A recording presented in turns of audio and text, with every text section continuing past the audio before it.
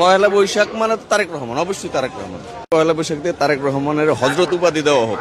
তারেক রহমানের নেতৃত্বে এই দেশ সুন্দরভাবে গঠন হয়েছে, সুন্দরভাবে পয়লা বৈশাখ পালন করতেছি, ফ্যাসিস্ট নাই।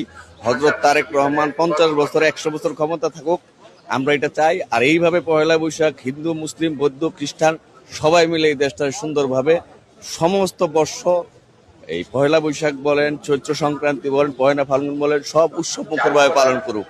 আমরা চাই তারেক রহমান যেভাবে এইভাবে সুন্দরভাবে খোলা পরিবেশে মানুষকে উৎসব পালন করতে দিছে, আমার মনে হয় এই আগামী 500 বছরও এই রেকর্ড কেউ ভাঙতে পারবে না, যেভাবে বাঁধ ভাঙার ঢল শুরু হয়েছে। ঠিক আছে, এটাই হলো আমরা বলতে চাই, পয়লা বৈশাখ দিয়ে তারেক রহমানের হযরত উপাধি দেওয়া হোক। উনি এত সুন্দর আয়োজন করছে, এই আয়োজনের মতো আর আয়োজন হয় না। এই পয়লা বৈশাখ মানে তো তারেক রহমান, অবশ্যই তারেক রহমান। এত সুন্দর আয়োজন ব্যবস্থা করছে, কোনো হাউ নাই কাউ নাই, সম্প্রীতির বন্ধন, সবারই নিয়ে একসাথে দেশটা চালাইতেছে। এই পয়লা বৈশাখ তারেক রহমানের উৎসর্গ করে দেওয়া উচিত সারা বাংলাদেশের মানুষকে।